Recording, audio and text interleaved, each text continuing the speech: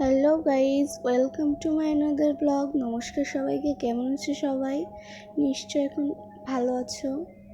আমার ব্লগটা যে দেখছো অবশ্যই তারা আমাকে একটু সাপোর্ট করো, আমার পাশে থেকো প্লিজ। কারণ তোমরা পাশে না থাকলে আমরা জীবনে এগোতে পারবো না। আমরা তোমাদেরকে একটা ফ্যামিলির অঙ্গ মনে করি। যাই হোক, আজকে একটা বিশেষ দিন, মানে আমার ভাস্তের জন্মদিন আজকে। এই জন্মদিন কথাটা উচ্চারণ করলে না একটা আলাদা ফিলিংস হয়। যেমন ধরো বাচ্চাদের একটা অনুষ্ঠান, যে না আজকে রাত্রে অনুষ্ঠান, সবাই একটা আনন্দ করব, এরকম একটা কিছু।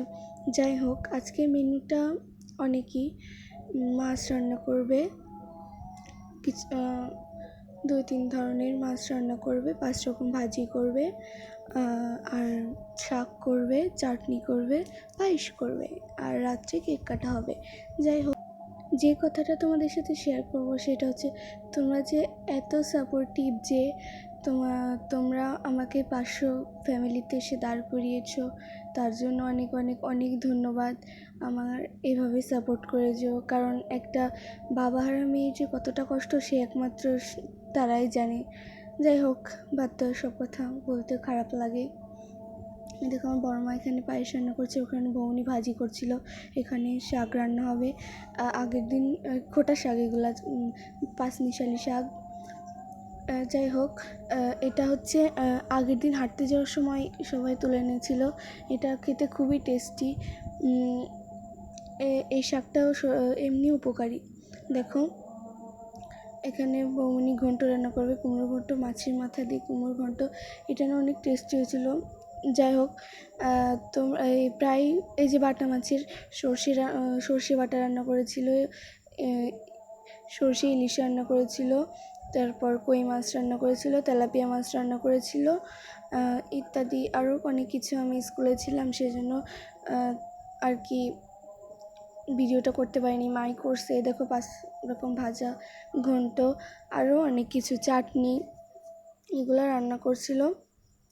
আমি আর সবচেয়ে ঐতিহ্যবাহী জন্মদিনের সবচেয়ে ঐতিহ্যবাহী জিনিসটা হচ্ছে পায়েস। আমার বাস থেকে সবাই একটু আশীর্বাদ করো, সে যেন একটু মানুষের মতো মানুষ হয়, জীবনে অনেক উন্নতি করতে পারে। আজকের দিনটা খুবই স্পেশাল আর কি। আর যেহেতু আমি স্কুলে ছিলাম, সেজন্য পুরো এনজয়টা আমি মিস করছি।